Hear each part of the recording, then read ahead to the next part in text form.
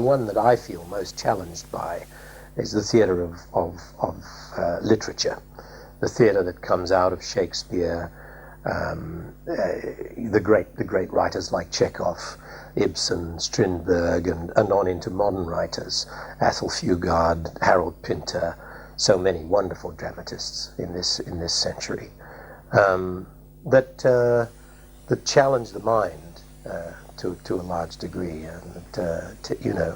and pose questions about humanity and tell stories about our lives.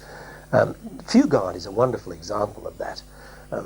In Fugard's plays, very often one of his characters will just, a character that I played, a character called Steve Daniels in a play by Fugard called A Lesson from Aloes.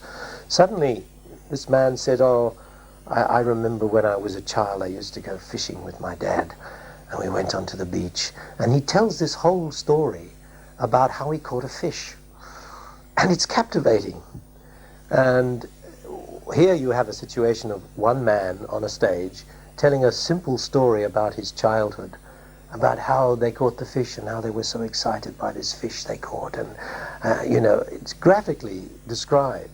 It really is touching, and it tells you a great deal about that individual. And I came to realize through performing writers like Fugard that the most fascinating thing is when people tell their own stories. I don't know if you remember a film some years ago called My Dinner with Andre, which is two people at a table having dinner together, telling stories about their lives, just telling about themselves. And to me that is always the most interesting thing on television, is a documentary series. There's one in Australia called Vox Populi, where a very skillful interviewer will talk to people on the street and get them to talk about their lives. What do you do? How many children you have? Why haven't you had children? Is this a choice? All kinds of things. The most interesting thing to any individual is another individual.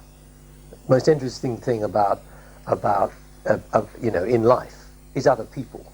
And I'm particularly involved with theatre that touches hearts in that way, and that somehow energizes the spiritual in people.